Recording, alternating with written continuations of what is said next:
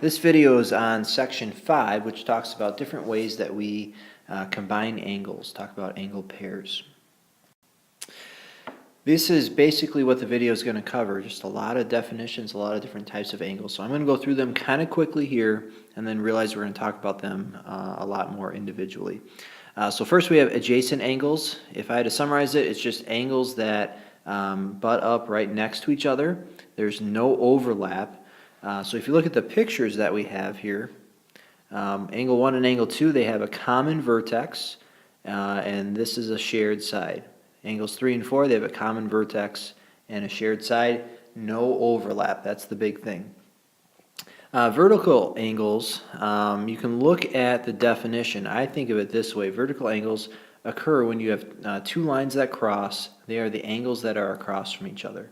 So 1 and 2 would be vertical angles, 3 and 4 are vertical angles.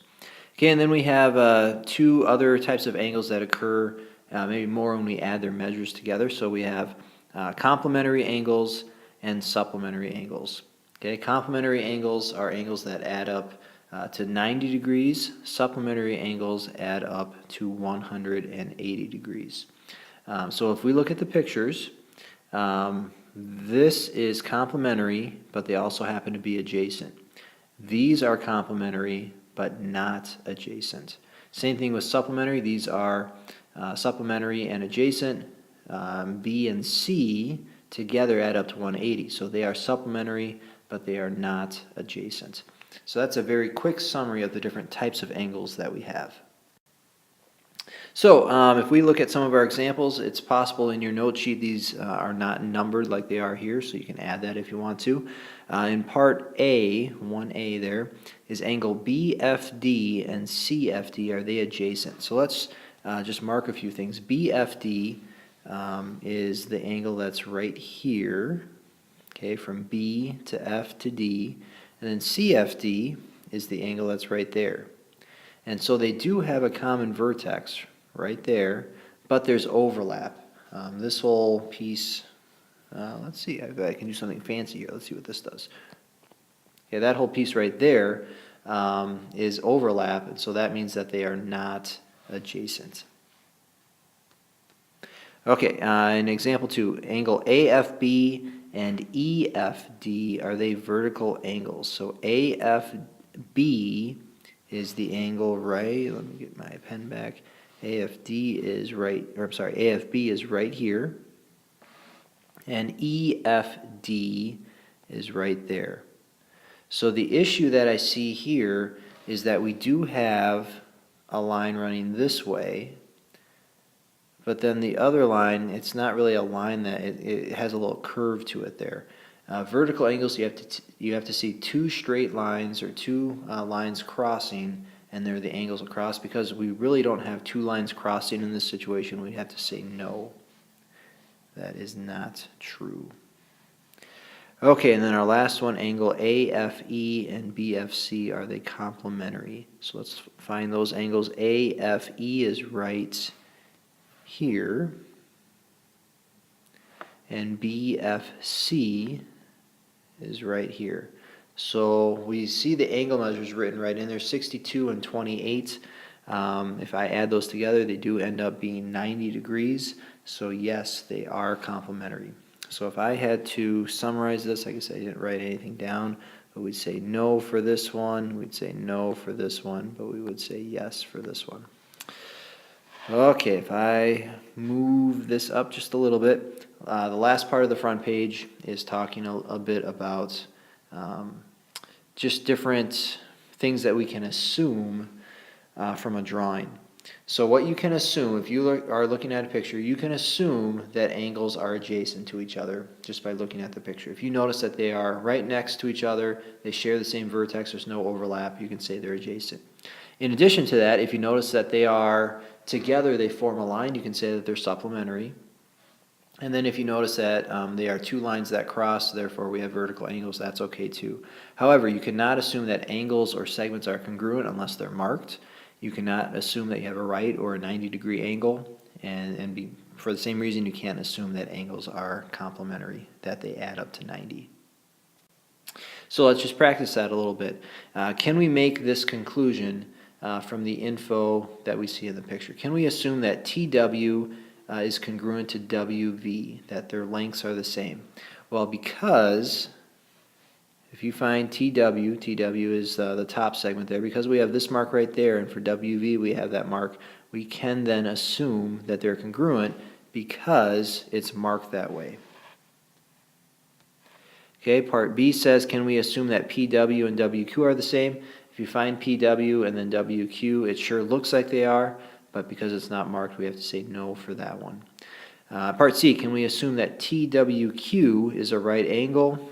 So that would be the angle right here from T to W to Q. It looks like these lines are perpendicular, but because the picture does not specifically state that, we have to say no for that.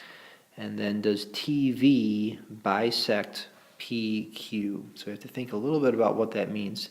TV, this segment, does it bisect the other segment, meaning can we say that this is the same as that? Well, I put those markings in, they weren't already there. Because they're not there, I cannot assume that, so that's got to be a no as well. So to, again, summarize, we said that this was a yes, but B was no, C was no, it's an N there, and this was no. So you be careful with what you assume in a picture.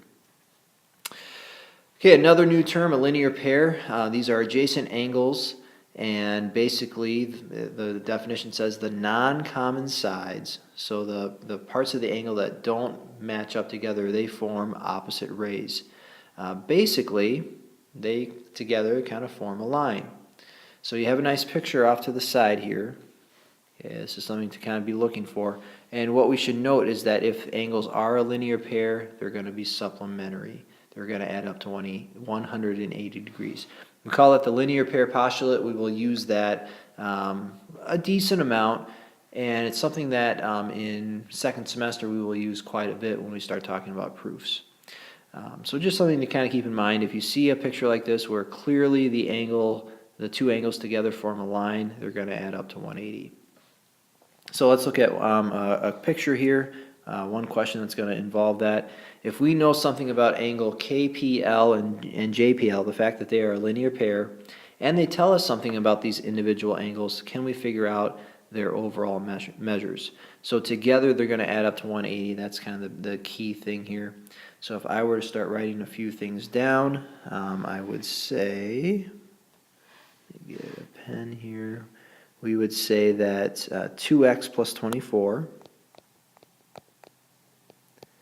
plus the other angle, which was 4x plus 36, together they're going to add up to 180. Okay, that's what we know so far. So I'm just going to work on solving this a second.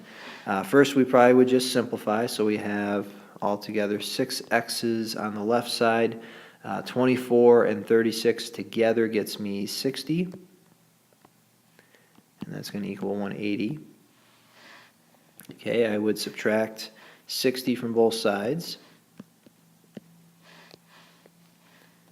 So I get 6x equals 120, and that means x is 20. Okay, so what would you do to figure out the two angles? Well, you would take x equals 20, and you would plug it in for the x right there and simplify, and you would plug it in for the x right there and simplify. And you can kind of double check to make sure that once you get an answer from both parts that they should add up to 180. And that's really what we probably should do to actually complete this question. Okay, another term is something called an angle bisector. If we have an angle and then we have a ray that goes right down the middle of it, divides the large angle into two equal or congruent parts, that's an angle bisector. So the end point of that ray has to have the same point as the vertex of the main angle. And there are times where our notes say that we could have a segment that could also be an angle bisector. But most of our pictures will involve a ray of some sort. So when we are told in this picture here that ray AY is an angle bisector of angle XAZ, we need to realize that the two newly created angles are exactly the same. Okay, our last example here is kind of this situation. AC bisects angle DAB. It's an angle bisector. We know that DAC is 58 degrees. What is DAB going to be? So we have a lot of things that we need to kind of look at right now. If AC is an angle bisector, we know that the left side of this angle is 58 degrees. That means that the right side is also 58 degrees. They split into two equal parts. So that means that angle DAB is going to be these two angles combined, kind of using our angle addition postulate or idea. So I just have to add 58 plus 58, or go 58 times 2, however you want to think of that, and that would get us 116 degrees. So that one's a little bit more of a basic just number problem, but we could certainly make this into more of an algebra problem, make some of this stuff a little bit more complicated. So that should be it. We'll stop the video here and make sure you jot down any questions you might have.